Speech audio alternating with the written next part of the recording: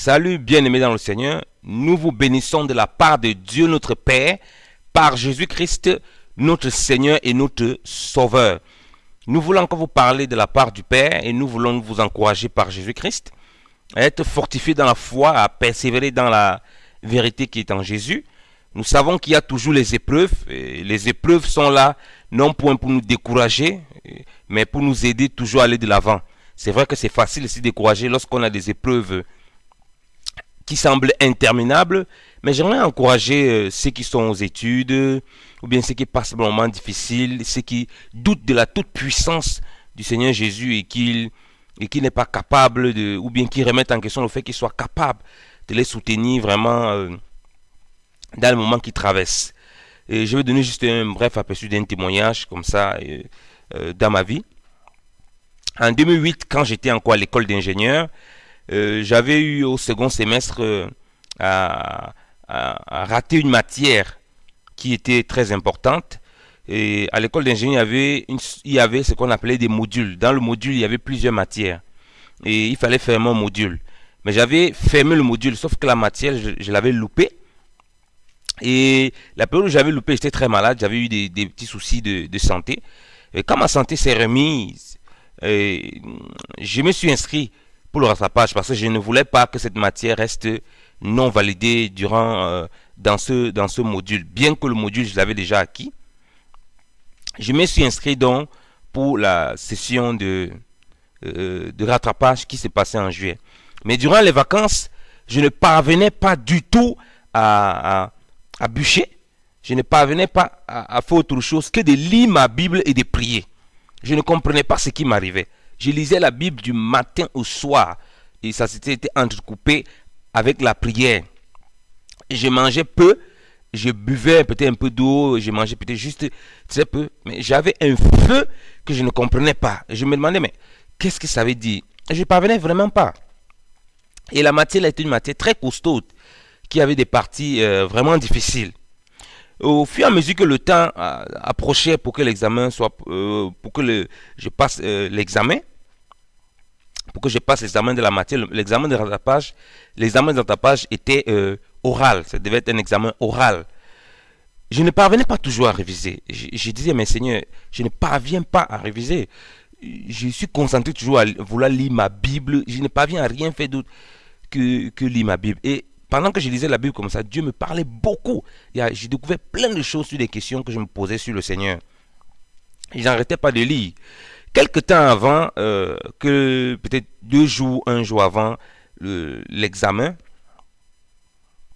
j'ai ressenti fortement à moi, pendant ces temps-là, qu'il y avait une partie du programme qui devait venir.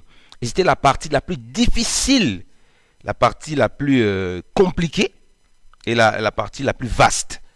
Alors je me suis dit que c'est celle-là que je vais bûcher. Et entre parenthèses, avant cela, je sentais que la prof de cette matière informatique ne m'aimait pas du tout.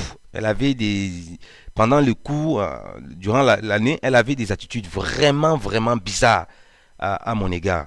Mais bon, je ne tenais pas compte. Donc 2 jours avant l'examen, 2 jours comme ça, 2 ou 3 jours, j'ai senti ça fortement dans mon cœur. Je me suis dit, c'est cette partie que je vais uniquement réviser. Je croyais vraiment à cela.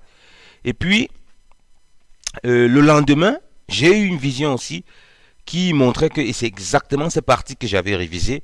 C'est ça qui devait venir. Bon, Dieu m'a fait grâce lorsque j'ai rencontré le Seigneur.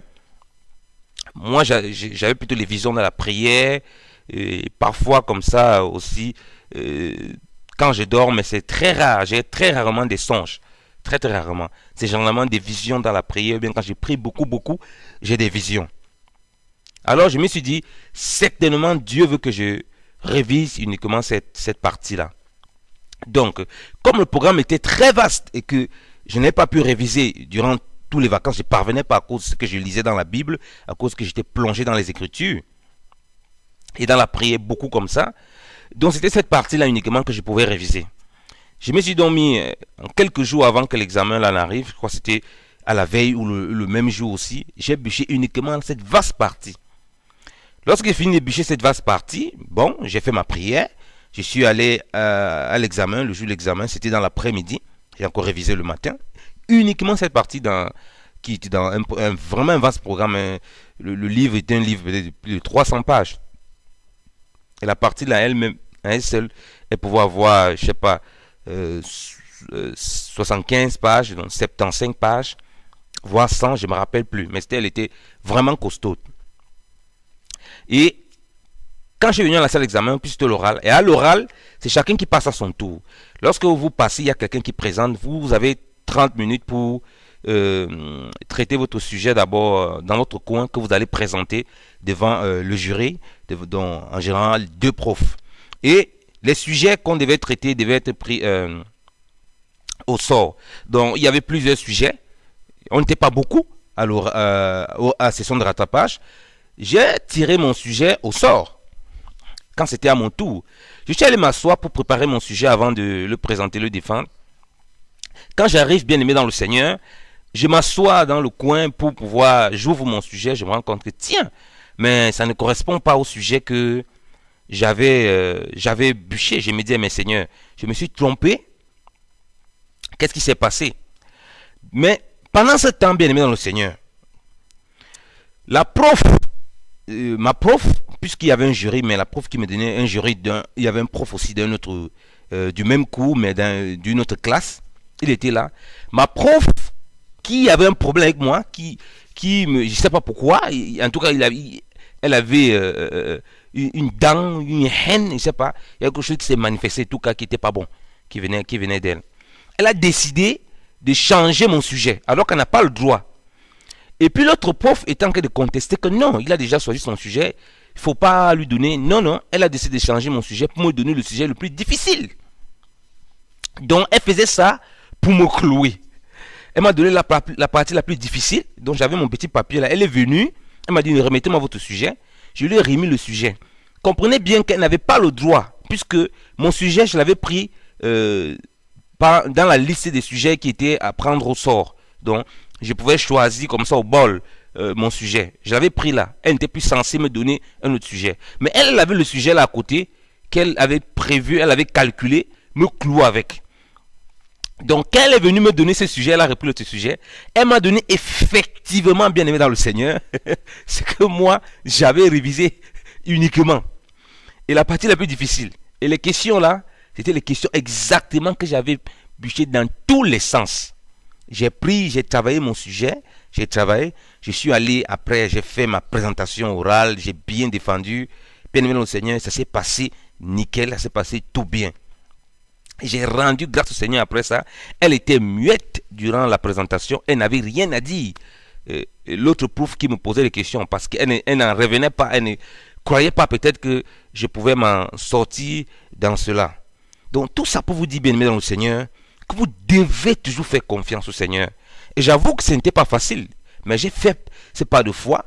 Je n'avais pas laissé l'étude de ma Bible. C'est clair, j'étais poussé par le Saint-Esprit. Je ne vous demande pas de vous jeter n'importe comment, mais de discerner la volonté du Seigneur, de ne pas baisser les bras sur tout, quelles que soient les difficultés que vous traversez.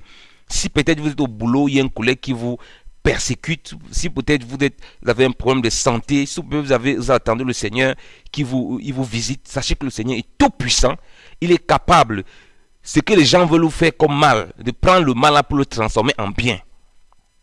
C'est ce qui s'est passé avec Joseph et ses frères. Ses frères l'ont vendu, croyant se débarrasser de lui, mais ils l'ont mis exactement où Dieu voulait qu'il soit. Donc les gens peuvent chercher à vous faire du mal, vous détruire avec des mauvaises paroles, vous détruire avec de la calomnie, mais ils peuvent aussi vous mettre où Dieu veut que vous soyez, afin qu'il se glorifie dans votre vie. Que le Seigneur vous bénisse abondamment. Soyez encore encouragés dans la foi, persévérez dans la vérité en Jésus-Christ. Soyez bénis. Amen.